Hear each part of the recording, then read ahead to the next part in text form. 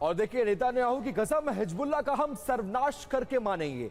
Netanyahu का जो war order है वो आईडीएफ को और सुरक्षा घेरा उसका मजबूत करने के निर्देश दिए हैं। लड़ाई फिर से शुरू करने का एक बड़ा ऐलान भी उन्होंने किया है। अब इसका मकसद क्या है? लेबनान में 30 किलोमीटर का वो बफर जोन चाहते हैं।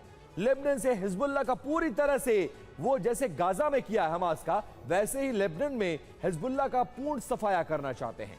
हिजबुल्लाह को इससे नुकसान होगा, लेकिन अब तक 400 अहम कमांडर्स की मौत हो चुकी है इजराइल के हमलों में।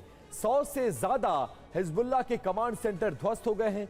बेरूत, बेका, साउथ लेबनान में भारी तबाही इजराइल के हमलों से देखी जा रही है।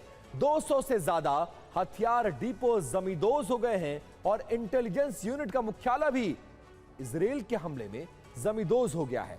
इसके अलावा रादवान फोर्स का कमांड सेंटर भी इजराइल ने सब कुछ खत्म कर दिया, लेकिन इतने के बाद भी नेतन्याहू रुकने का नाम नहीं ले रहे हैं। और हॉर्मुज में अमेरिका की सख्त घेराबंदी। पिछले 48 घंटे में ईरानी पोर्ट तक नहीं पहुंचा कोई जहाज। अमेरिका ने 10 जहाजों को वापस लौटाया है।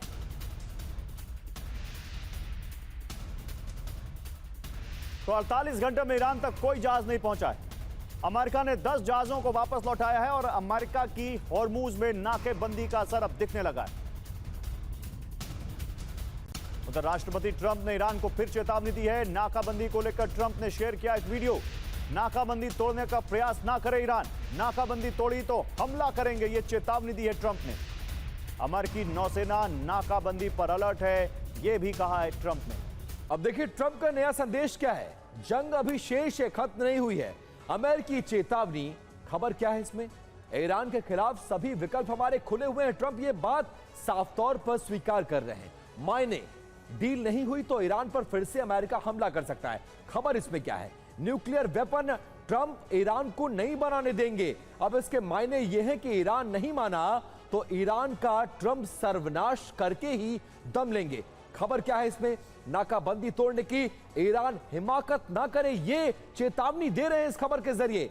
ईरान मायने इसके ये है कि हॉर्मुज पर किसी भी वक्त सीजफायर टूट सकता है। अब अमेरिका ने 10,000 सैनिक और भेज दिए हैं और नए सिरे से युद्ध की तैयारियों में जुट गया है अमेरिका।